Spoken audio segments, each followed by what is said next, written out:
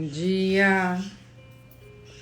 Vamos recomeçar aqui a leitura do capítulo 6. Deixa eu retomar novamente. Ok? Bom dia, paz do Senhor. Nós vamos ler hoje o capítulo 6 e o capítulo 7 de Provérbios. Ontem nós não lemos o 6, então vamos ler hoje o 6 e o 7, ok? O capítulo 6... E do versículo 1 ao versículo 5, ele fala sobre nós não fazermos fiado. Ele nos aconselha aqui, Salomão, a nós não fazermos nada fiado para o próximo. Do 6 ao 19, ele fala sobre a preguiça, ele ensina, né, sobre a preguiça. Do 20 ao 35, ele fala sobre a mulher adúltera, que nós já vimos no capítulo 2, no capítulo 5, que falou o capítulo 5 todinho sobre isso, e ainda veremos no capítulo 7. Então, aqui mostra como para Deus é importante o matrimônio, a família, né? E Deus espera fidelidade no matrimônio. Então, que nós sejamos fiéis. Amém? Então, vamos começar a leitura?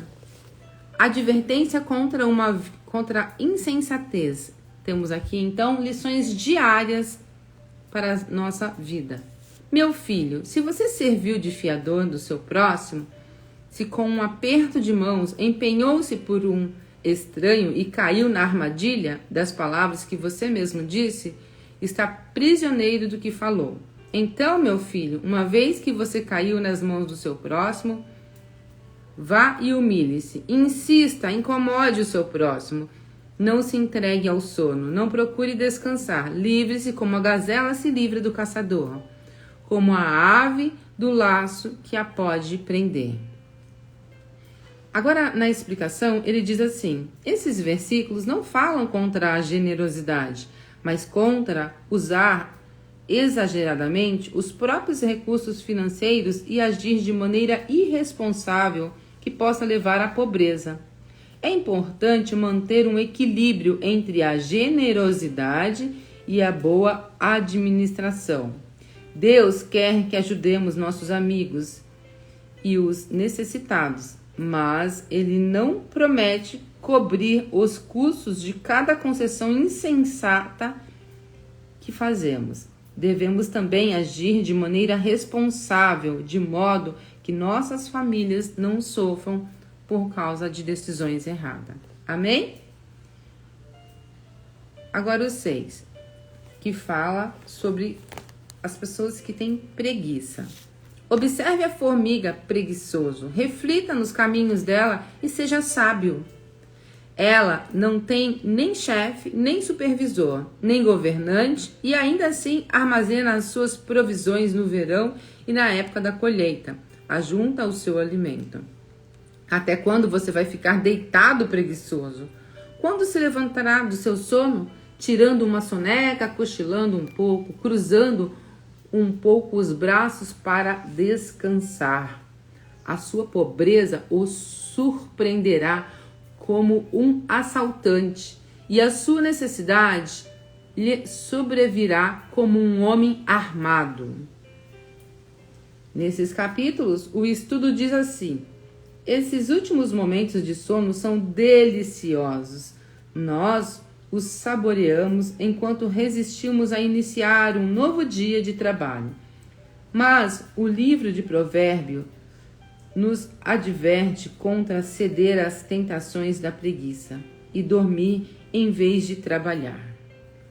Isto não quer dizer que não devemos descansar jamais. Deus deu aos judeus o sábado, um dia semanal para descanso e restauração, mas não devemos descansar quando deveríamos estar trabalhando, né? Temos sábado, temos o domingo para poder descansar. A formiga é usada como um exemplo porque utiliza economicamente sua energia e seus recursos.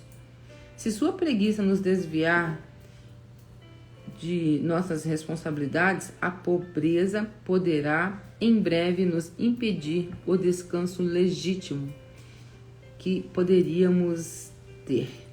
Então, que nós possamos ser pessoas que acordem pela manhã, que trabalhe, que honre, né, com suas tarefas, com suas responsabilidades. Continuando aqui, do 12 em diante. O perverso não tem caráter, anda de um lado para o outro dizendo coisas maldosas, pisca o olho, arrasta os pés e faz sinais com os dedos. Tem o coração o propósito de enganar, planeja sempre o mal e semeia a discórdia. Por isso a desgraça se abaterá repentinamente sobre ele. De um golpe será destruído irremediavelmente. E aqui no 16 ele diz assim, olha só, prestem atenção, é um versículo bastante conhecido. Há 6 coisas que o Senhor odeia e 7 coisas que ele detesta. Vamos nos atentar a isso.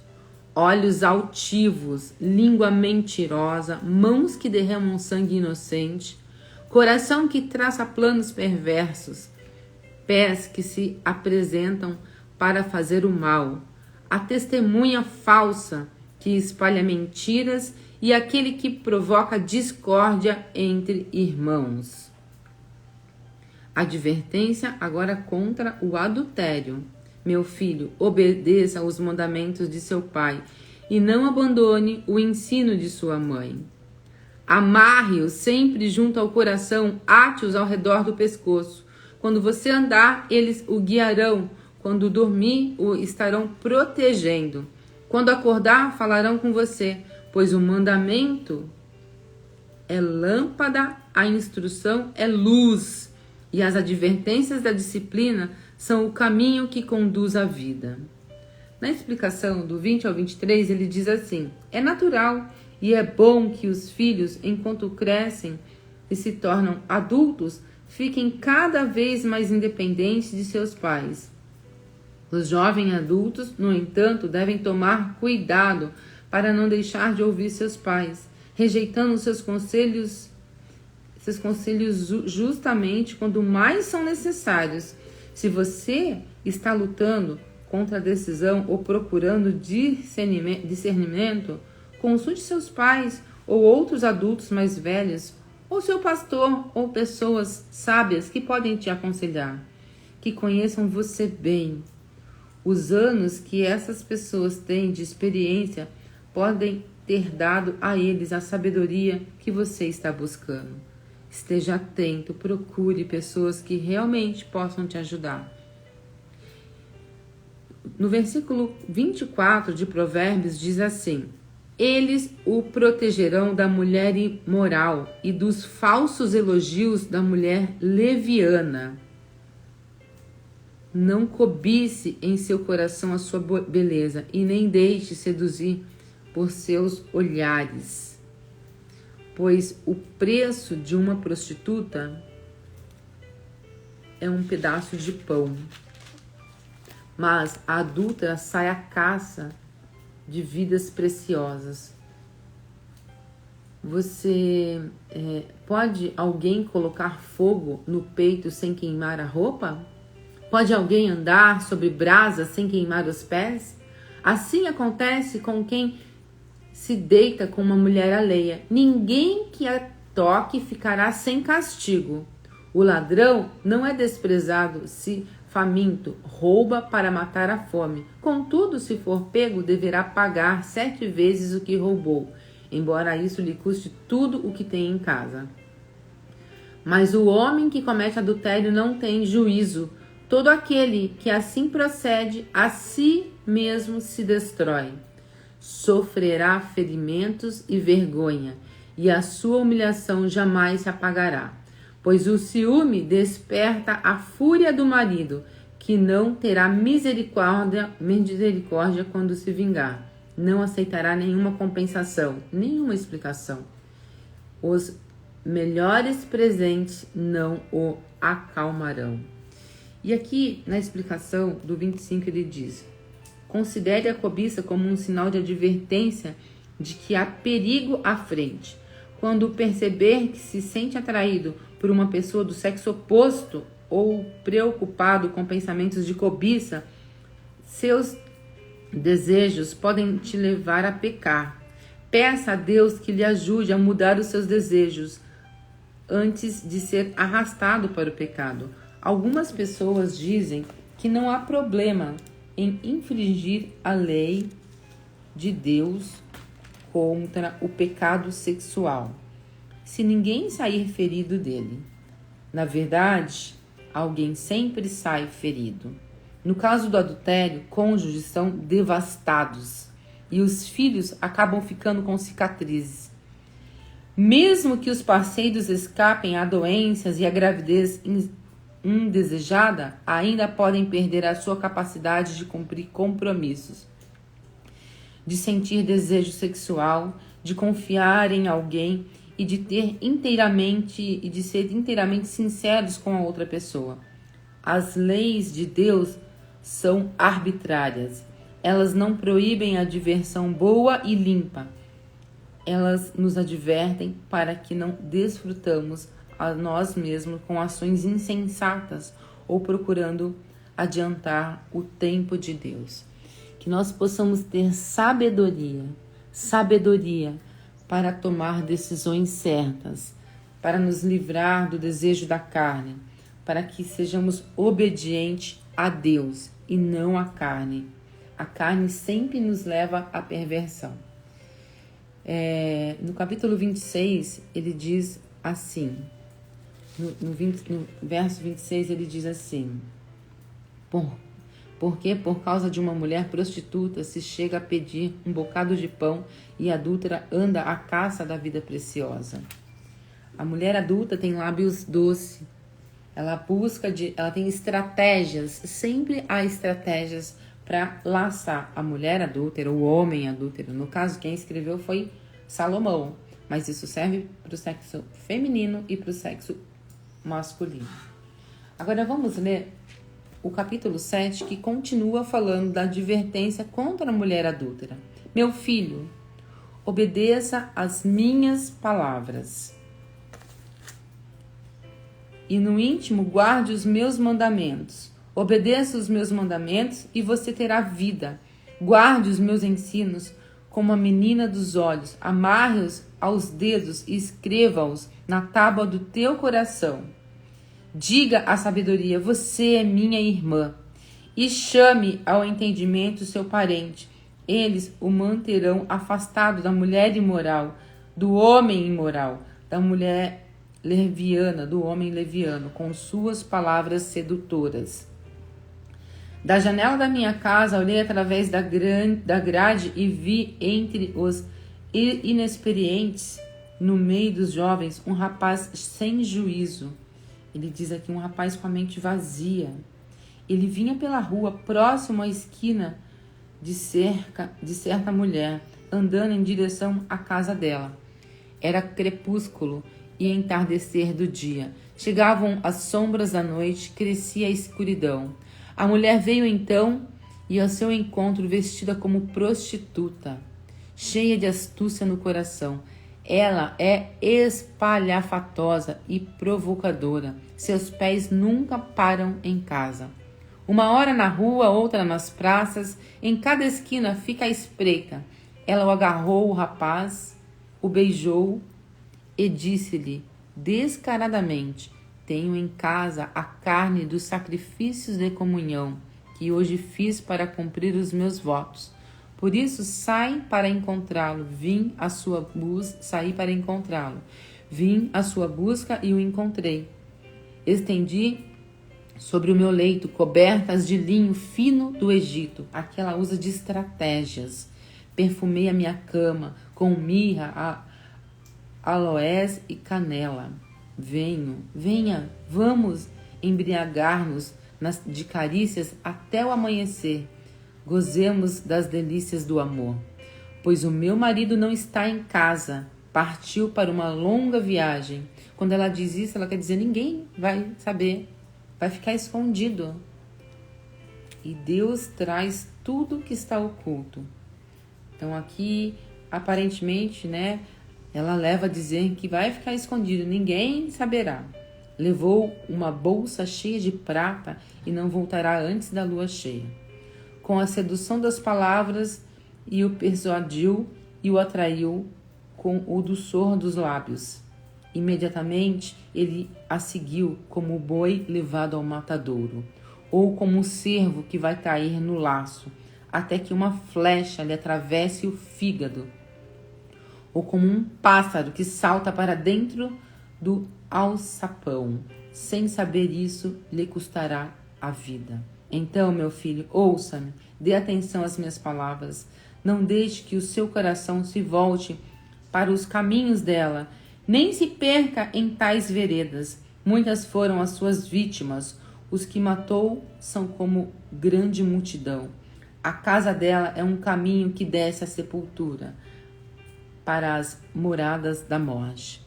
Então lembramos que a palavra de Deus diz que que o salário do pecado é a morte.